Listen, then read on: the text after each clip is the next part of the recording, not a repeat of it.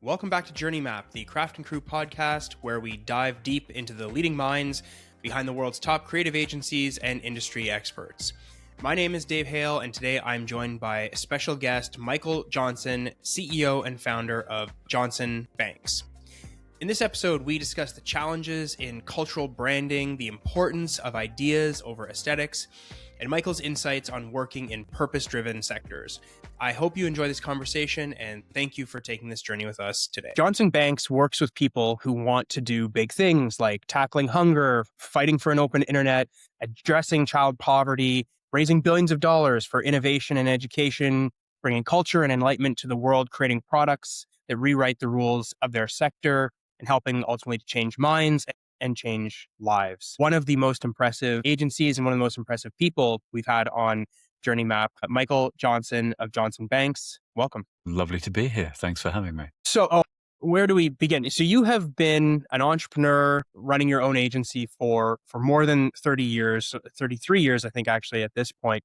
That's right. We spend the whole episode just on the Johnson Banks era, let alone everything that happened before it. But Michael, when you think back to your childhood or in as you're heading into your post-secondary studies, is there a moment where you defined yourself as a creative person or as a designer that you can remember? I do get asked this a lot, and in truth, I was a pretty mixed up kid. I think it's fashionable, isn't it, to say, oh, at the age of blah, I discovered that once I drew an ampersand that I must be a typographer and all that kind of thing. But actually, I was thinking about it the other day. One of my grandfathers was a coal miner. The other was a bank manager. My father was a teacher and my mother was a watercolor painter. And so it's fair to say that was a very mixed up background. And for really quite a while, I didn't really know if I was a person that was maybe going to be a bit more like my bank manager grandfather and be in the kind of business entrepreneurial space, or whether I would be going down the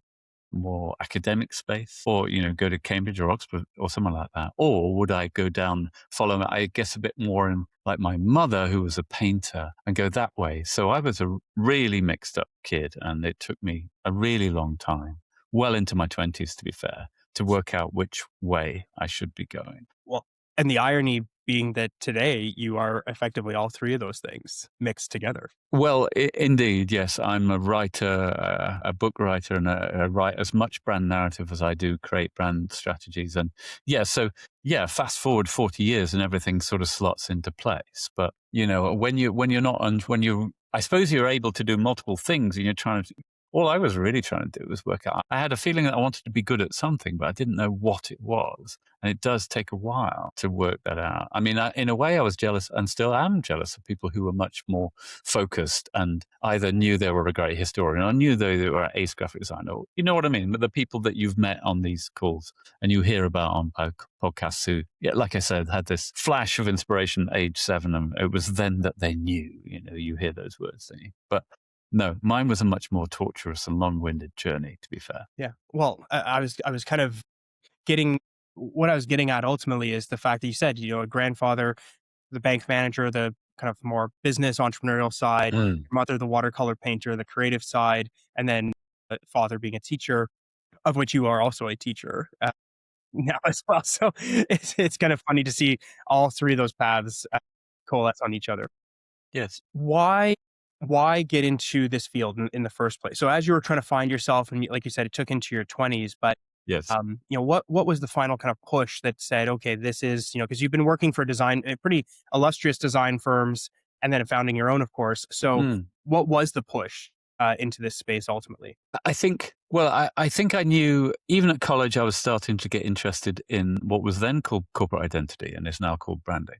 And at college, I was still confused. So I was actually doing 2 degrees at once. I was doing a marketing degree and a visual arts degree because I was completely confused about which way was up and all that kind of thing. And so, however, at college, I was starting to think that I was interested in identity. And one of my first job, I was employed really because I was this kind of mixture creature. And there was, for a very famous identity company that had an entire floor of people with business degrees and an entire floor of postgraduate designers. And I was an experiment in that I was, in theory, able to talk the language, if you like, of both floors of this big building. I mean, in truth, it was very, very difficult. And I was 21 and really not able to talk to a MBA graduate about this, or to an RCA, i.e. very, very high powered design graduate about that.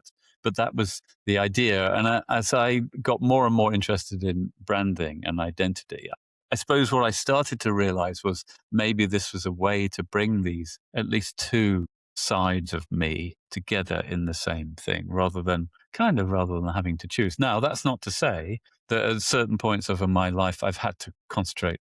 I had to concentrate in my 20s pretty hard on being a graphic designer. And so we had this conversation in the late 80s. I was all about graphic design. But now, 40 years later, it's as much about strategy and narrative and positioning and words and messaging as it is about design and typography and logos and animate. You know what I mean? So it's all kind of meshed itself together now in a merry sort of mess. And I suppose, luckily for me, my world, the branding world, has also developed and become this place where I guess polymaths can survive, if you like. I hesitate to call myself a polymath because that sounds a bit arrogant, but I think I probably am a kind of, I'm not sure I'm a master of everything, but I'm a jack of many trades, I think. Well, from the person who has their pencils sitting to the one side of them, if you're watching the video, and your guitars sitting to the other side, Yes. it would suggest otherwise. Throughout your career, especially early on, you had opportunities to work and be involved in cultures around the world. I think Yes. Sydney, Tokyo, some other places. So, what do you think that those early experiences of being able to see design or brand or culture from those unique global perspectives? How do you think that has helped shape some of the sensibilities or approach that you have today? Well, I mean, that desire of mine in the 80s to hit the road and see and do the kind of things which are much easier to do now. One can travel much more easily now. One can travel via one's browser to different countries and different cultures. And, you could check out the typography of Japan in an instant now. Back then, the only way you could do it was to get a book in the library, and they were really hard to find if you had a decent library, and I didn't, or you went to the place. And so I had this massive desire to go to these places. And also, to be fair, I think I sensed that late 80s British graphic design was in a bit of a rut. So, I think the argument can be made that most of the Western world was in a rut in the late 80s. But yeah. I don't know. I mean, maybe. I can't speak. I certainly can't speak for other parts of the world, but there was a way that British designers worked in the 80s they were sort of in love with a style of design that some people have called wit and whimsy. And so a lot of the design that you saw in the design books and in the design magazines was this kind of, it felt like it belonged on a marmalade pack or a jam pack, or, it felt like the kind of thing you'd see at a farm shop. Everything was little woodcuts and letter space capital type. And I kind of hated it, actually. But that was just the way it was then. So to return to your question, going to other parts of the world with different feelings about design, whether it be British design or Australian design or Japanese design, when I finally worked there for a while, it just genuinely opened my eyes up and gave me this much wider, much broader spectrum. So when I returned to England, finally, after this longish stretch on the road, I was a very broadened out design creature, much broader, if you like, than any other 24-year-old, I would probably argue at the time in London, but who had all been kind of, you know what it's like, but you sort of see it now anyway in current design that there are trends that move very quickly through the design world. And before you know it, there might be a designer in Toronto and Tokyo and in Nottingham, all kind of doing the same thing with the same kind of animation. And it was a bit like that. It was just more like there was a country code in England. Right. And then when you got to Tokyo, they all designed a certain way. And then if you went to Switzerland, every poster you saw was done in a particular way. It was just funny. So it's just the way it was then. So of all the places you traveled and worked and all the experiences you had, are there any of those places that have helped kind of solidify what you might call your unique style or approach to design today? Or how would you define your style? Because it's clearly been successful. How do you define it? Well, I think that one of the things that we tried really hard is not to necessarily have a visual approach. People talk about the way that we think and our approach to projects.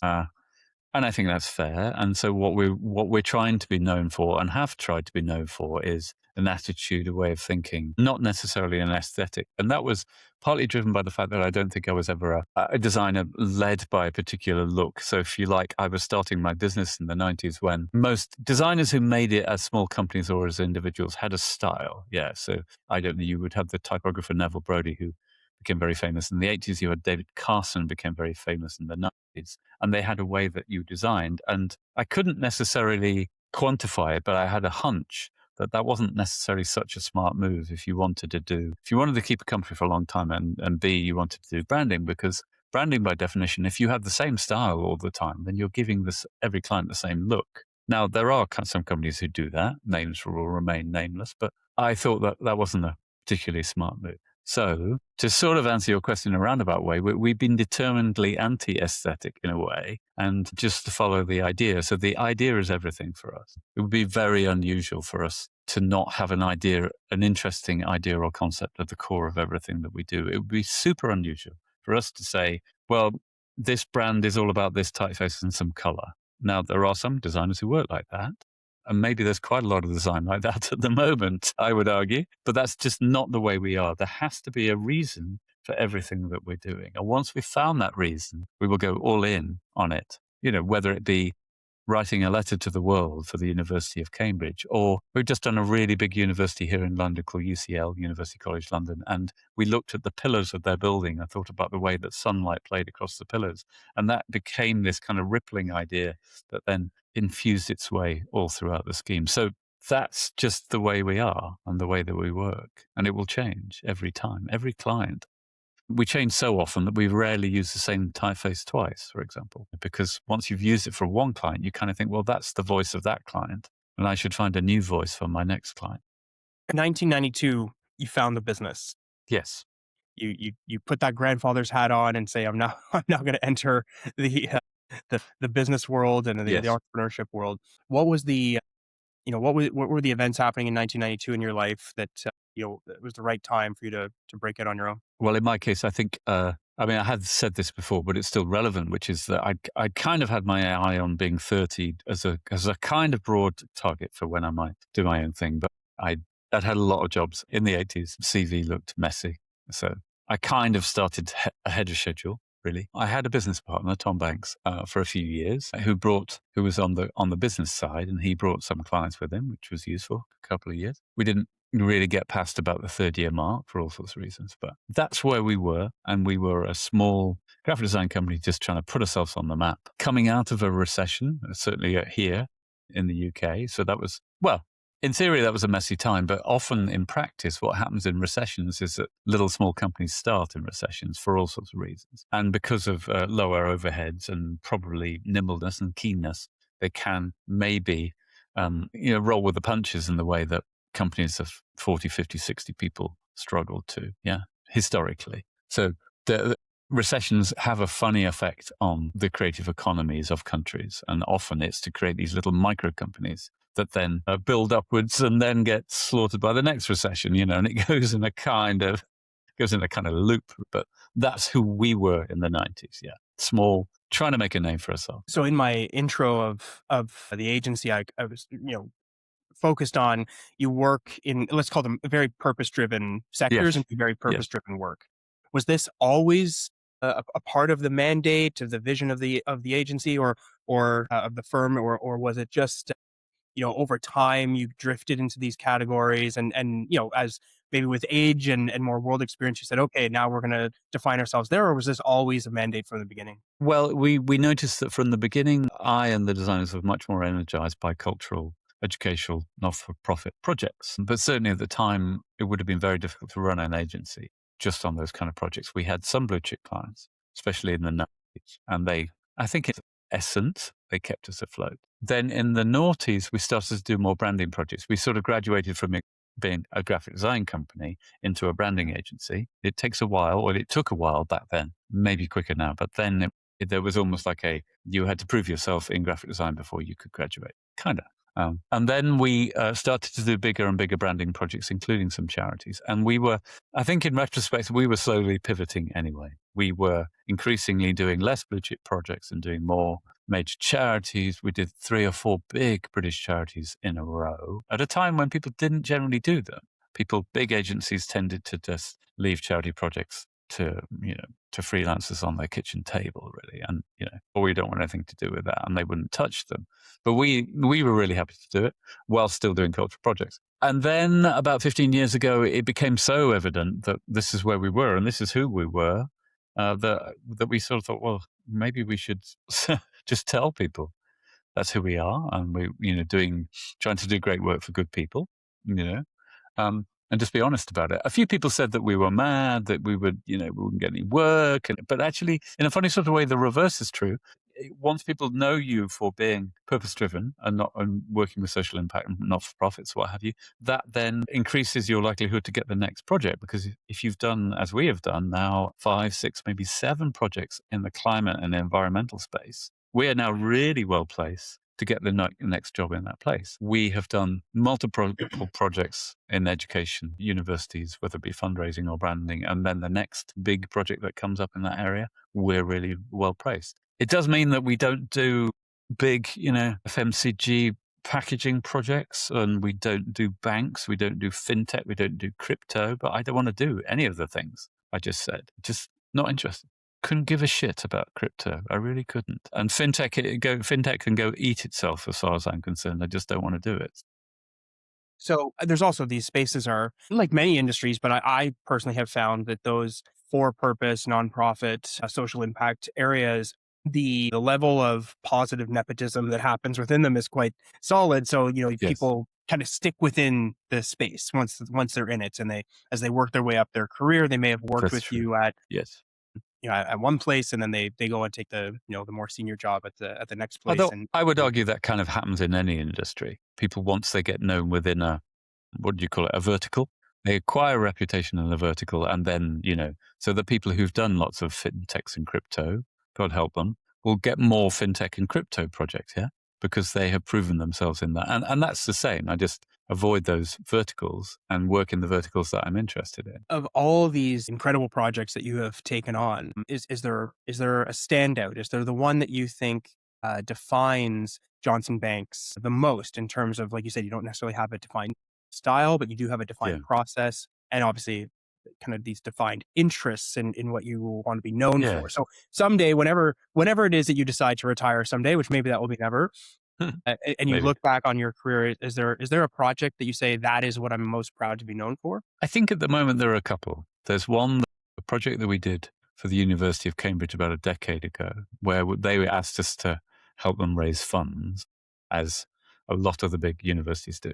And we were really stuck until the 11th hour, when I'd had some really odd idea that rather than saying Cambridge we're great or Cambridge we're amazing, we should completely turn the messaging of the sector on its head. And I presented it the next day as that they were going to write a letter to the world and say, "Dear world, yours, Cambridge," and then write a series of letters to the world about all the things that they had given to the world, whether it be gravity or evolution or the structure of DNA or IVF or, David Attenborough, what have you. Amazing amount of things that this 800-year-old had done. And it took a while to get that through, but it did go through, and I'm sure that's one of our standout projects, really. People talk about it all the time, and we still have clients contact us because of this project, which is 10 years old now. Amazing, really.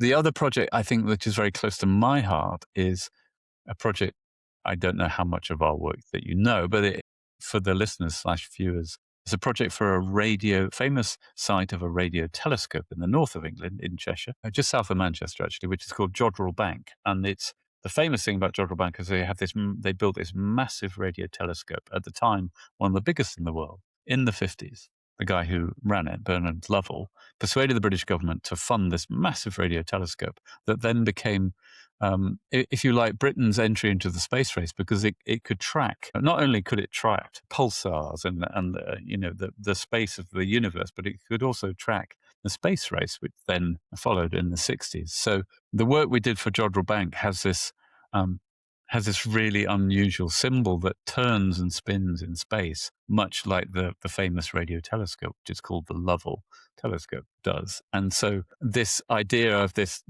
kind of dish-like symbol that turns in 360 degrees, people really seem to really love that one. I do have a soft spot for that project. So it's kind of one which is very visually driven, this for Jodrell Bank, and one which is very verbally driven, which is for Cambridge. So I think at the moment, those are my two standouts. If you're looking for something to chisel on the gravestone, which is kind of your question.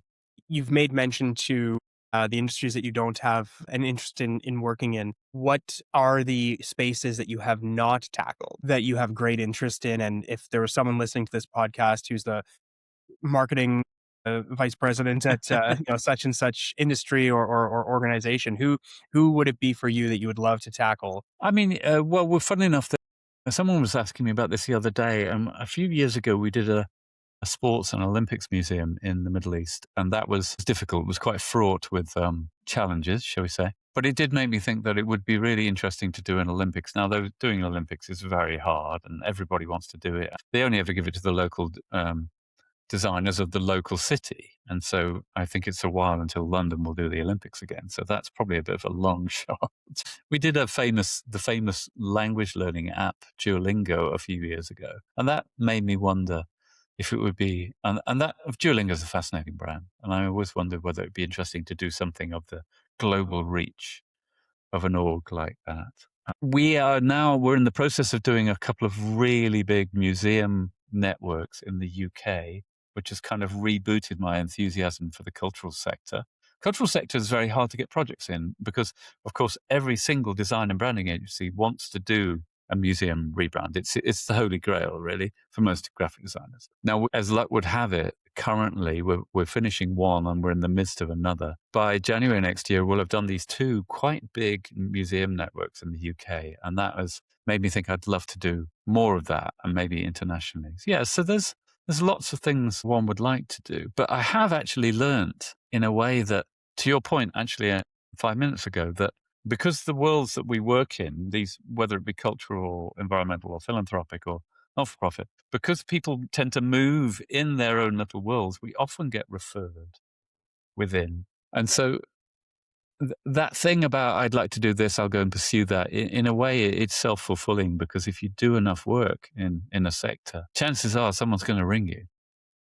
If I'm honest. I mean, the honest truth, though, is that I think that there used to be a rule that you had to have at least done something in that sector. And I think it's maybe now you have to have done 2 or 3 projects in that sector. I think because branding's become such a big deal and it's become expensive, yeah? Not just for the fees, and we're definitely not that expensive. We're kind of middle, I would imagine, but it's more to do with the implementation of it, yeah? I think people are really reluctant to take a punt on a company that just has done a tiny little bit in their sectors. You have to, in a way, you have to have track record across lots of areas. And even now, after 30 years in business, we're only just getting enough track record in multiple sectors. It sounds bizarre, doesn't it? It just takes a long time. It takes a long time. It's a really slow process, my world. And sometimes it's a bit frustrating.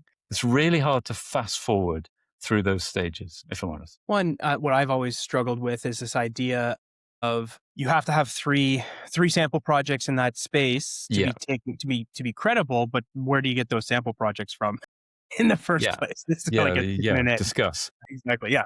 Discuss.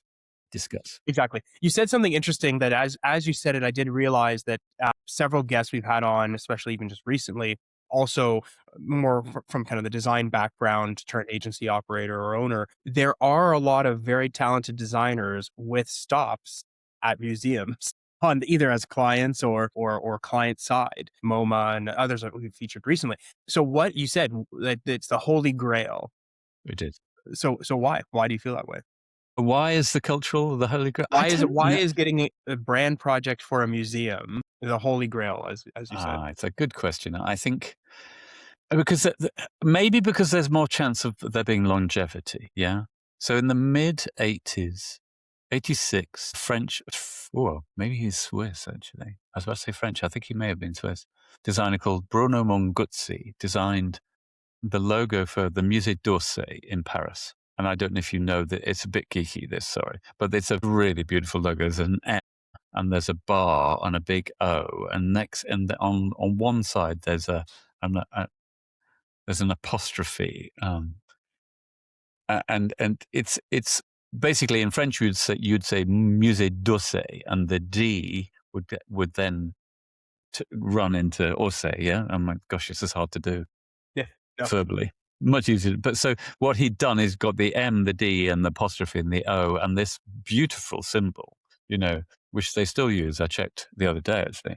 He did it in 1986. That is 40 years ago. And there is a chance with a cultural, if you do it well, that it will last a really long time. So the other classic example is in 1989, very famous, sadly now gone, British designer Alan Fletcher designs the V&A symbol, V ampersand A. Kind of takes a bit off the left-hand side of the A and sticks the ampersand next to what's left of the A. Does that in 1989, and there it is still there, and the V&A is now growing this kind of, and it could be because of things like that. Bruno Monguzzi, Alan Fletcher do these logos. Chermef and Geismar did the MoMA, M-O-M, with the small O, caps M-A, and that is still in various forms, still there, albeit amended. But, these things can last for decades, sometimes half centuries. And so I think that's partly to do with it, is that you're putting, and maybe it's also to do with the fact that most cultural communications and advertising is very, very simple. It's usually a picture of, I don't know. The thing? Yeah. The thing. Cornelia Parker's installation and logo next to it. And in a way, that's all that's needed, isn't it?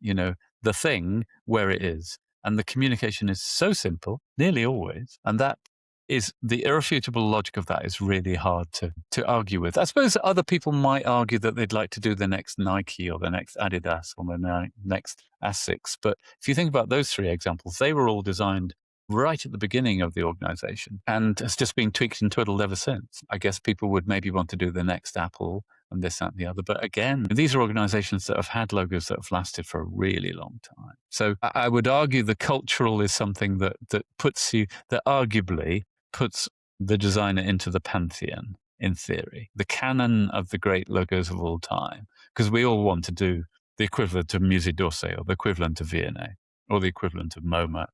I think graphic designers are hardwired to do something as simple as that. It's kind of connecting back to something you said a bit earlier. We're about to enter our 17th year in business ourselves this September. Congratulations. And things have started to blend together for me in terms of the timelines of when certain things happened or so on and so forth. And it is funny that I do think some of our biggest wins happened very early on. And I like to dissect maybe why that happened. I actually have a leadership retreat coming up next week that as soon as we're off this interview, I've got to prepare the agenda for and so on and so forth. So it's very top of mind. You brought up Nike. I mean, the Nike logo was created in 1971, Carolyn Davidson, for like $35 or something. That's right? Like, yes. And, she was a student. She was. And so to your point, I think sometimes, people think I would love to do that. But would you, at the current stage of your career, even take on a $35 project? That's the question, right? Gosh, a $35 project. I mean, I think did she do something like 17 hours at $2.50 an hour or something ridiculous? Yeah. But yes, it added up to 35 or $37 or something. I mean, we do try to work with startups. We've tried all sorts of mechanisms to try and find a way for them, because they're never going to have the kind of money that they should have, because they're trying to build a kind of, what do they call it, a minimum viable product, and they need a minimum viable brand. And there's tons and tons of evidence, Google being a really good example of really shitty logos getting you a long way until you really need to change them. If you think about the first years of the Google logo, they were absolutely dreadful. But if your products are good enough, is it that critical to have a great brand?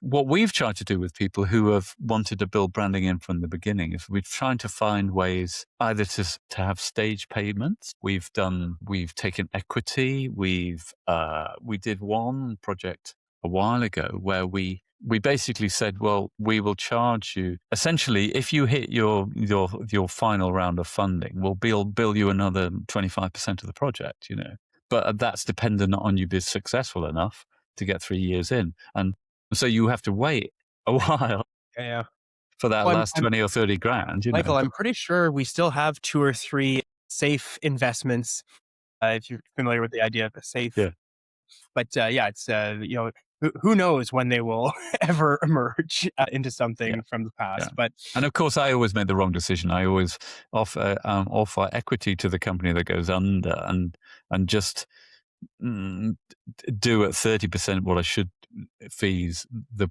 project that. Gosh, I'm researching. I'm writing another book at the moment, and I'm researching some of the startup or early stage companies that we've worked on.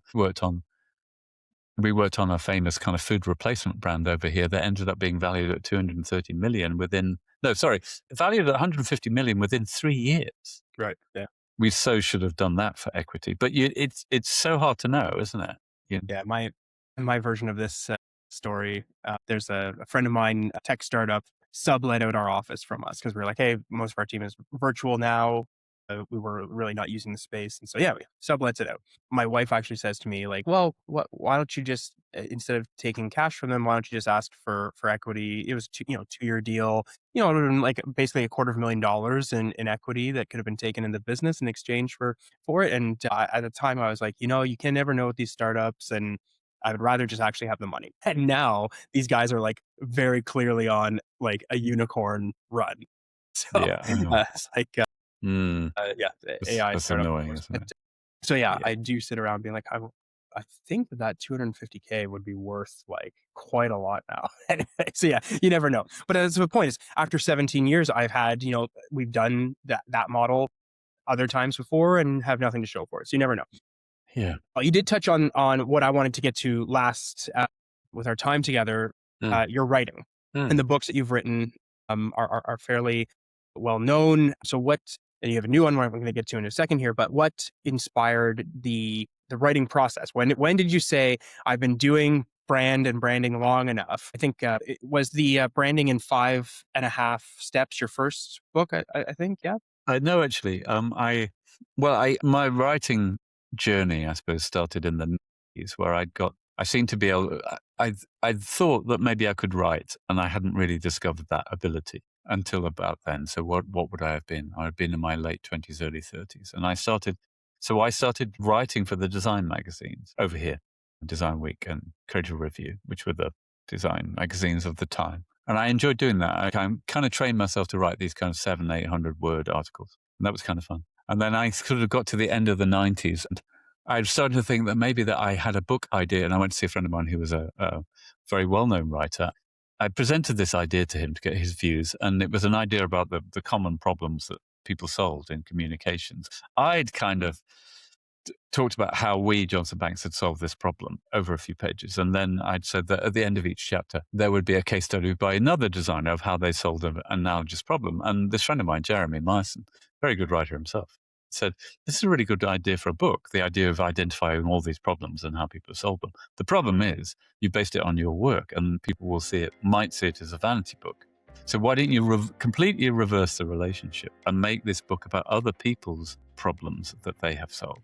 And then, put a few examples of your work in, but, write it as a textbook, not as a PR book. First, I thought, oh, for God's sake, I really need a book out about our work. But Yeah. of course, he was completely right. And all of those books that we see, well, certainly one used to see, written by designers about themselves, I avoided that for decades. And what I seem to have done is every decade, I've then taken all of the things that I've learned and put them into a book. So when I was writing my red book, the branding in 5.5 steps, that was essentially, for what that was, I'm trying to do the maths, 15, 20 years of working out how to do branding. And then I wanted to kind of open source it. I thought, well, this is interesting. I've been doing courses and lectures, and I thought, well, maybe I'll just put it in a book.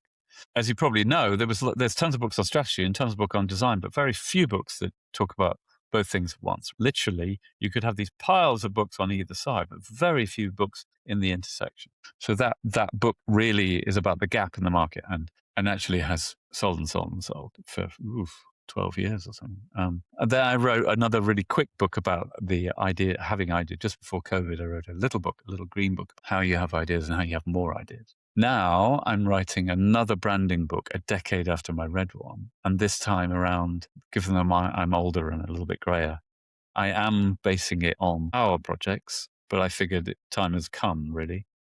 Yeah. I You've gave worked, myself I gave myself a pass to write about our branding projects. So that's what I'm doing at the moment. you've answered my follow-up question, which was going to be what's next. So when is that book going to be due out? I have to finish it by the autumn, and it will be out mid-August, September next year. I think my publisher, my dear publisher, Thames and Hudson, are move the goalposts on me most months. But I think at the moment, I deliver the manuscript and the artwork, what have you, in October, and it comes out late summer, early fall, to use your words, next year. So it's a really long process, and it's annoying in a way that you deliver it all, but then you have to wait 8 months for it to come out. But it's Such the as way it life, is, really. the Yeah, process. it is a bit, and Trust the that will be, process. yeah, and that will be my fourth book, and that's quite a lot, isn't it? It is a lot. Maybe I should stop. Five is a better number as a visual person. Five is That's balance. true. Actually, I do have a couple of other really good ideas for books. I don't think book 4 will be the last book. Michael, if you could go back to that, I'll call it, say, confused child, Yes. confused young person, looking at your family, looking at all the different paths you could go down, eventually, as I said earlier, you would kind of go a path that blends all of them. But if you were Yes. to go back to that younger person and show them or tell them where you would wind up, 40, 50 years later, do you think that they are happy with the outcome? Are they excited to go down the path that they're about to walk? Would they have wanted to do something different? What do you think they're going to say? I think that I have so many interests in so many areas. There are various things I could have done. I have ended up finding something that enables me to merge multiple skills into one career. But then if you'd asked me at 13, I wanted to be an architect. At 17 and a half, I looked at my exam results and thought about going to Oxford or Cambridge, and that would have taken me in a completely different direction again. I mean, these sliding doors moments are extraordinary, aren't they, really? Mhm. One's life is full of those kind of moments. I mean, I couldn't get a job when I left college and applied to Wally Erlins, who ran the famous design company Wolf Erlins. I clearly wasn't skilled enough to work there, but he persuaded his then creative director to take me on. And it's only really because of his persuasive techniques that I got that job, and hence had this very famous name on my CV. So I think one's life is just full of those moments. I don't know what I would have said to myself. I mean, part of me thinks that perhaps I should have just been a graphic designer. Part of me thinks that if I were able to swoop down like an angel to my 17-year-old self, the angel would have talked to both me and my family, important point, and said, the guy's a designer. Just let him be a designer. Send him to a great London design college. Just let him fucking get on with it. Now, maybe I would have just ended up in the same place. Who knows? I don't know. I mean, in terms of advice, it's really hard, isn't it? Advice to one's former self. I do know that what I do now, though, is that whenever I meet a family who have, 15, 16, 17-year-old kids who aren't sure, I live and work in South London. I'm talking to you from South London, and I'm like the unofficial careers advisor to all of the arty kids in South London. Right. Because schools don't really, I can't speak for your schools, but British schools don't necessarily understand the college or the design system. They're not really set up to do that. So I'm forever helping families with their gifted/creative children. Because it's really hard, isn't it? Because most of the people who are really creative, they don't necessarily demonstrate that creativity that well because they're often dyslexic or they're a little bit autistic or the bit spectrum. And I'm not dyslexic, but I think I'm a little bit on the spectrum. But it's really hard. It's really tough. So I feel for people when they have those decisions to make. So if you're listening to this or watching this and you don't know what to do, then just get in contact. I'll help. Well, what a wonderful place to leave the discussion today. Hopefully we'll do it again. Maybe when the next book comes out, we'll have a check-in, have a whole book focus. Absolutely. Next autumn. Next autumn. I was just going to say, we will have all of your contact information in the show notes, as well as links to the Jonathan Banks website, all of your books where they can be purchased. Thank you so much for your time today, the insights, and what a remarkable career and journey it has been for you. So thank you for sharing with us today. Thanks a lot, Dave. I enjoyed that. It was great. Thank you. All right. See you. Journey Map is hosted by me, Dave Hale, and produced by the website production company Craft&Crew. To learn more, visit us at craftandcrew.ca. Thanks for taking this journey with us.